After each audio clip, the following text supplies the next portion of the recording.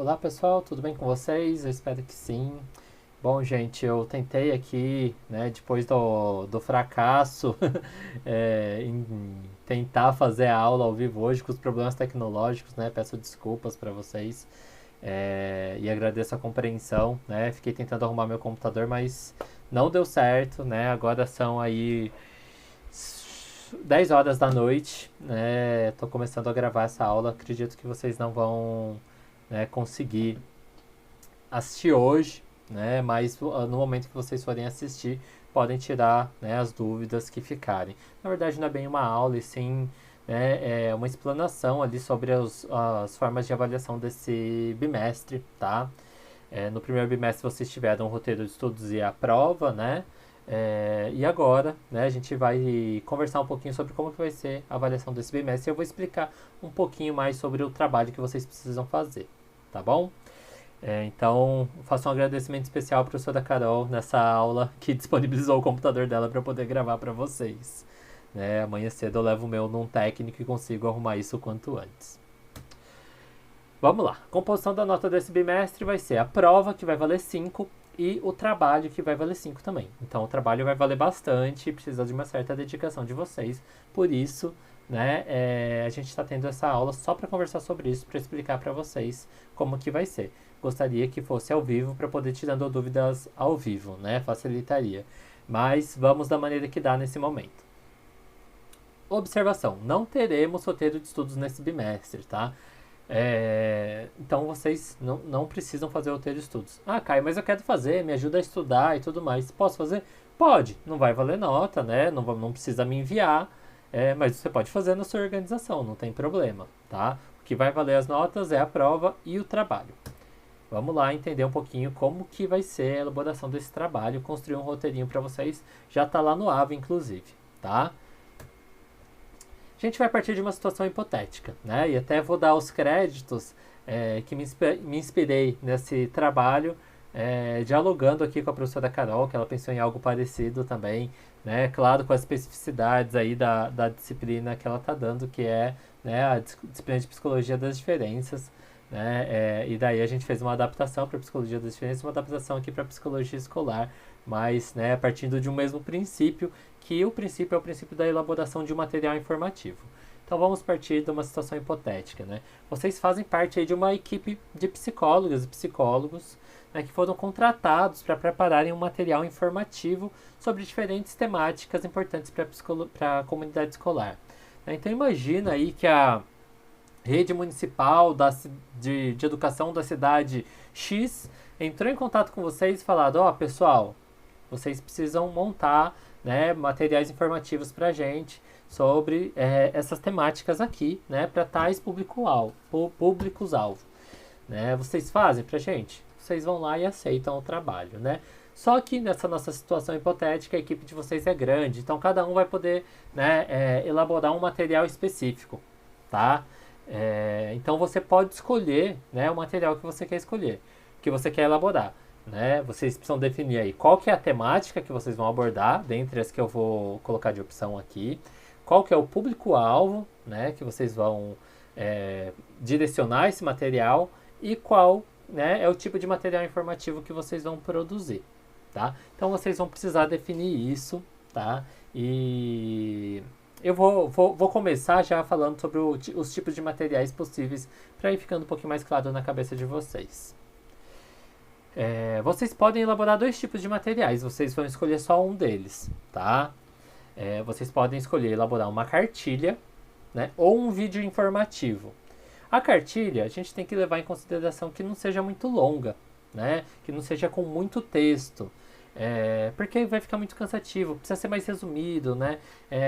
A gente precisa fazer uma síntese das informações aí, colocar de maneira mais resumida, mais objetiva, para não ficar muito cansativo e para passar a mensagem de maneira bem clara e bem direta. Vocês podem utilizar, inclusive, imagens para ilustrar, para fazer a ilustração nessa cartilha, né? Sei que na atividade da criação da história infantil, né, muitos de vocês ilustraram a história, né? Alguns desenhando, outros utilizando, né, aí o PowerPoint, por exemplo. né, vocês podem utilizar dessas estratégias também, né, para ilustrar, para ficar, né, um pouquinho mais dinâmico, tá? Essa cartilha, tá bom? E o vídeo informativo, né? Algumas dicas é que não seja um vídeo muito longo, né? Pensei em torno de 5 minutos, né? Claro que tem a flexibilidade, pode ser um pouco mais, um pouco menos, a gente pode conversar sobre isso. E que se comunique, né, de uma maneira fácil, né, para a compreensão do público-alvo. Então vocês precisam levar em consideração quem que é o público-alvo de vocês. Vão ser adultos? Vão ser crianças? Né? Vão ser professores? Vão ser educadores não docentes? Quem que vai ser? Né? Então vocês precisam levar em consideração isso na hora também de pensar essa forma de comunicação e os conteúdos e tudo mais. Tá? E como que é o vídeo? Gente, vocês que podem escolher também como que vai ser o vídeo. Né? Se quiserem gravar vocês falando, cada um falando um pouco, se quiserem fazer um vídeo colocando imagens, só vocês narrando as informações, né? Ou um vídeo, né, que seja com uma música no fundo e vai passando as informações ao longo do vídeo.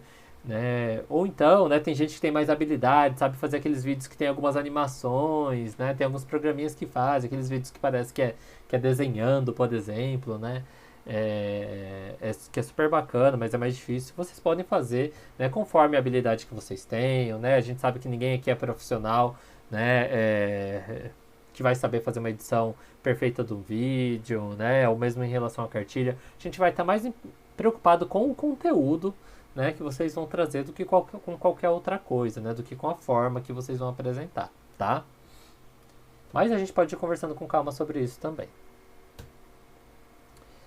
Quais são os públicos-alvo possíveis? Gente, a gente pensou aqui em 4 públicos-alvo, né? As professoras e professores, educadores não docentes, né? Que são aí os demais funcionários da escola que têm seu papel, né, na educação, os pais ou responsáveis, né, também, e os alunos ou alunas. O que vocês precisam pensar para quem que vocês querem direcionar esse material, né, para conseguir, né, pensar tanto nos conteúdos quanto na forma de apresentação. Observação importante: o material pode ser direcionado para mais de um público. Eu quero fazer um material aqui que né, vai ser viável tanto, né, para direcionar para as professoras quanto para os educadores não docentes, quem sabe até para os pais e familiares, né? Posso fazer? Pode, só você deixar bem explicadinho, né? Olha, esse material aqui é para tais públicos, pode ser mais de um, não tem problema, tá? É importante isso estar bem explicadinho só. E quais que são as temáticas possíveis, né?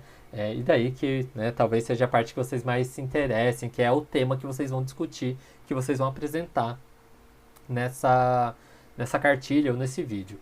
Gente, importante, né? Aqui eu coloquei temáticas gerais.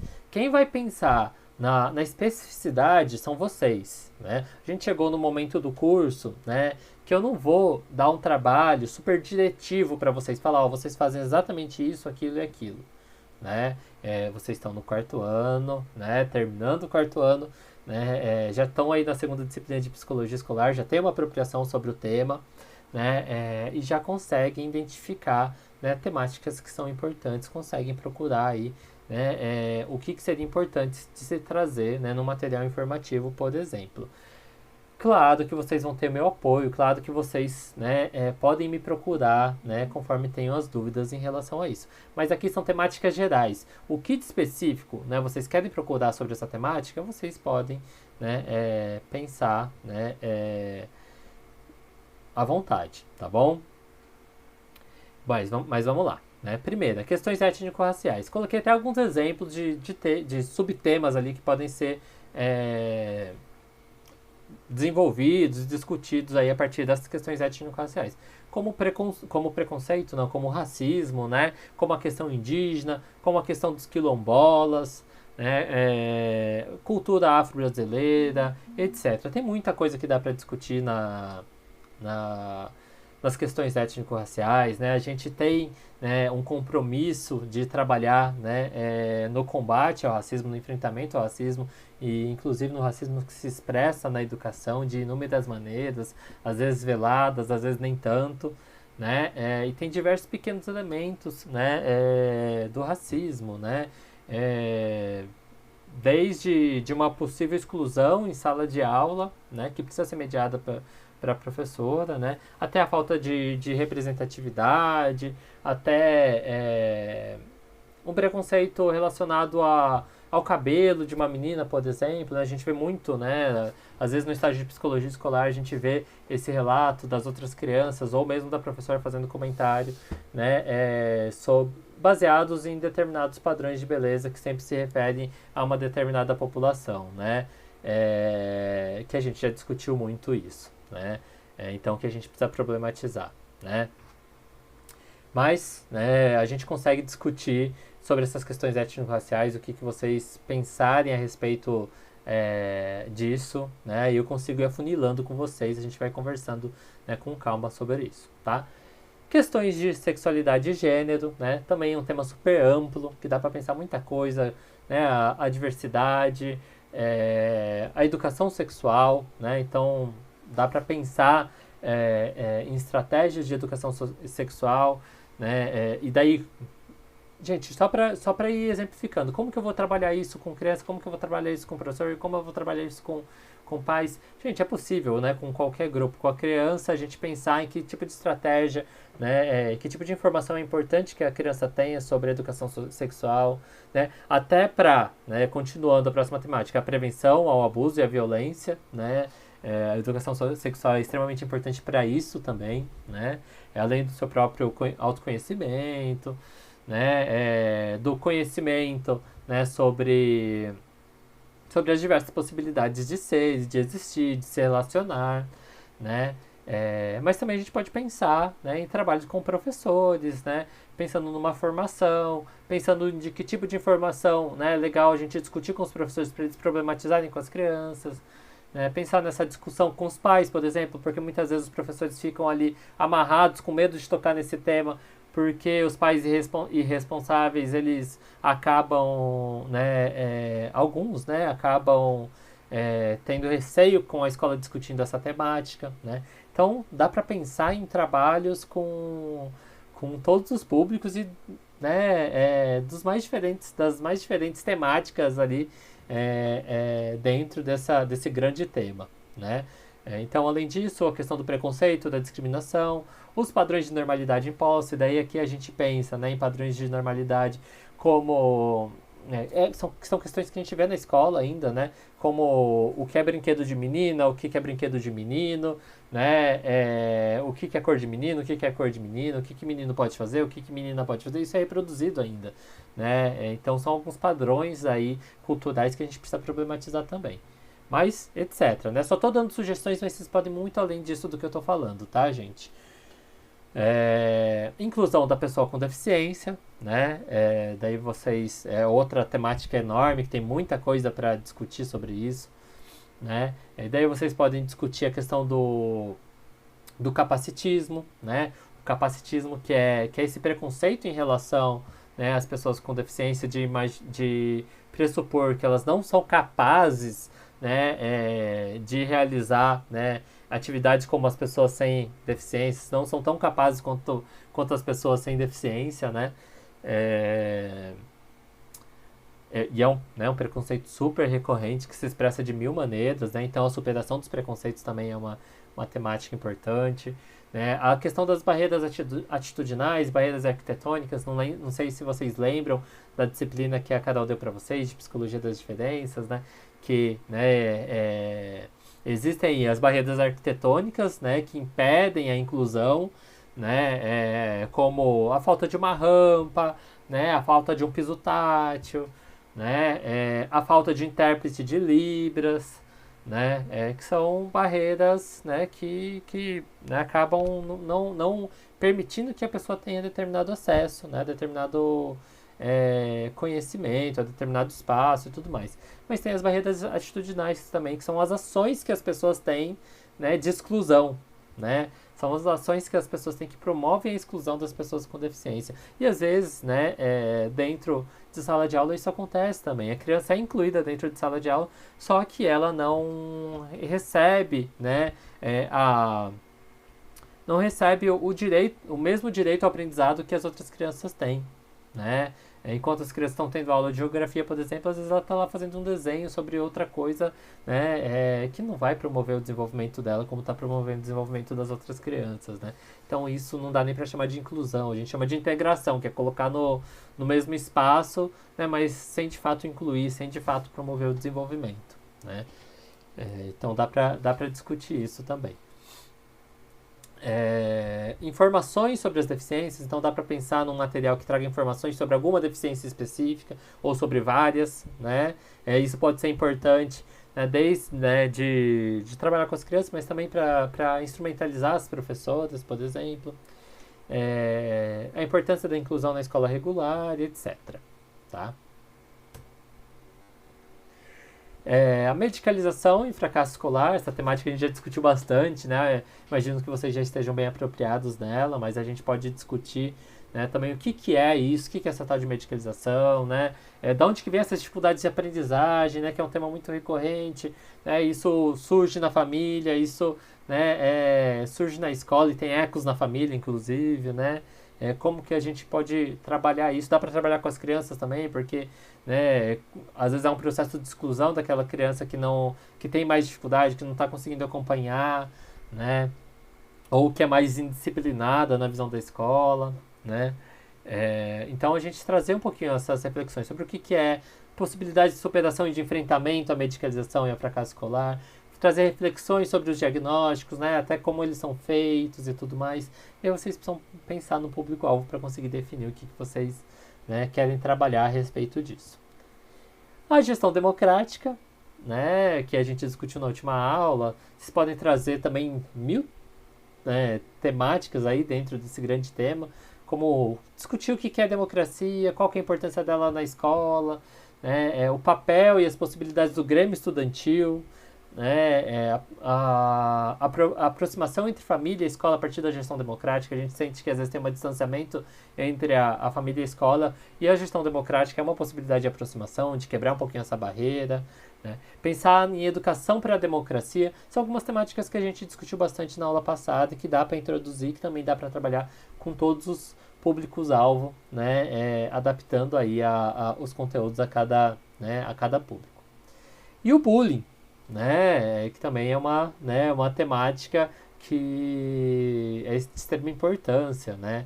Então vocês podem, né, trazer informações desde o que é o bullying, o papel da escola, o papel do professor no enfrentamento ao bullying, né? Tem um papel de mediação ali, tem um papel de não se silenciar, né? A gente pode, né, discutir indo além do bullying, do agressor e pensando só no agressor e na vítima, né? Mas pensando para além disso, pensando na plateia também, que é o público que acompanha o bullying acontecendo, só dá risada, mas não faz nada, né? Entendendo um pouquinho esse ciclo da violência, por que ele se reproduz tanto, o que a gente pode fazer, né? E isso também dá para trabalhar, né? Todas essas temáticas vocês estão vendo que dá para adaptar para cada público-alvo que a gente está discutindo, né?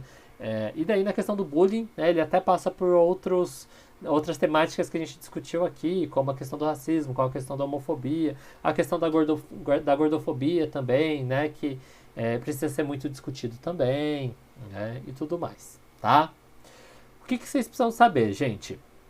Todas essas temáticas, né, ou a gente já discutiu em algum momento, ou a gente ainda vai discutir na disciplina, né? Por exemplo, a gente vai ter uma aula sobre as questões de sexualidade e gênero, né, e educação. A gente vai ter uma aula sobre as questões étnico-raciais, inclusive vai vir uma psicóloga convidada, né, que discute essa temática para colaborar conosco, né? Depois eu faço a divulgação oficial, né, dessa aula com essa psicóloga convidada, mas que vai ser muito bacana, tá?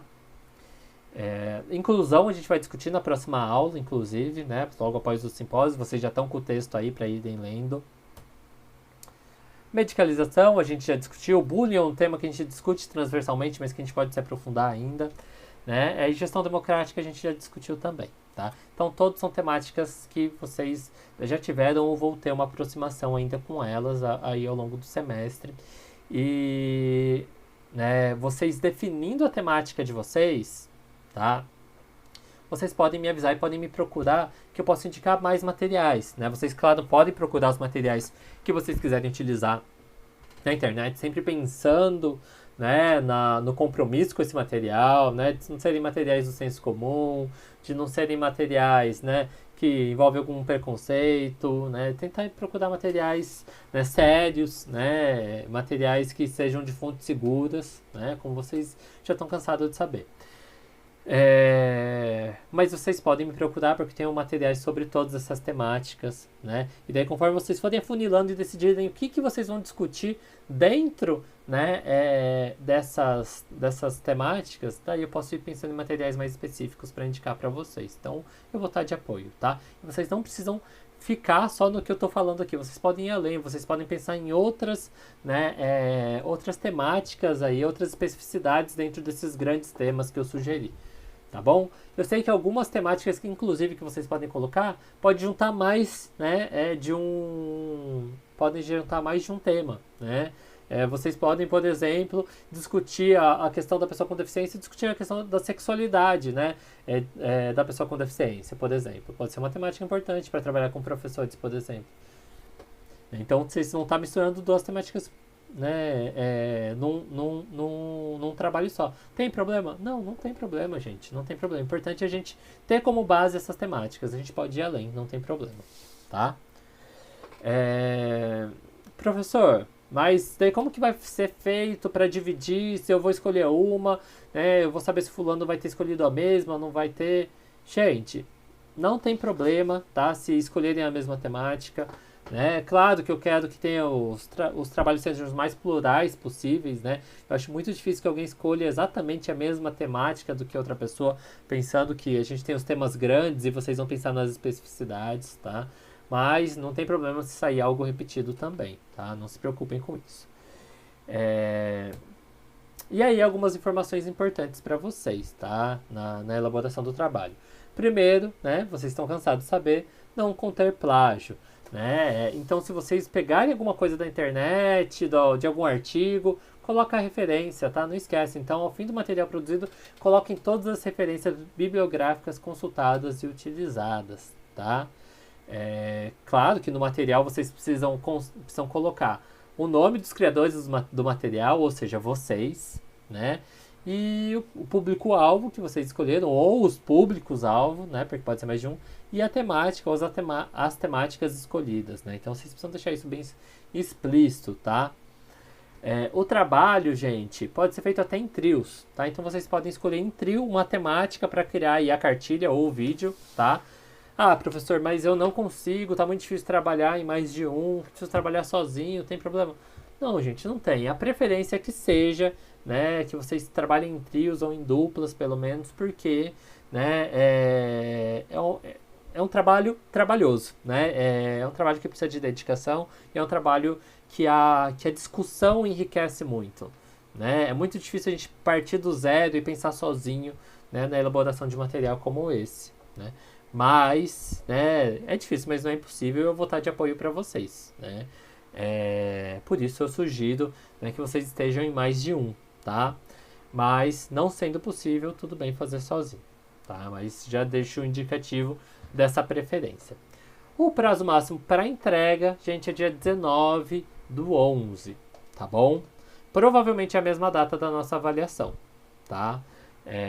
Eu ia colocar para uma semana antes, né, a entrega do trabalho e a avaliação para a semana seguinte, mas eu achei que era melhor já deixar prorrogado, né, para a última semana aí, porque a semana seguinte já é semana de educação especial, depois já finaliza o semestre, tá?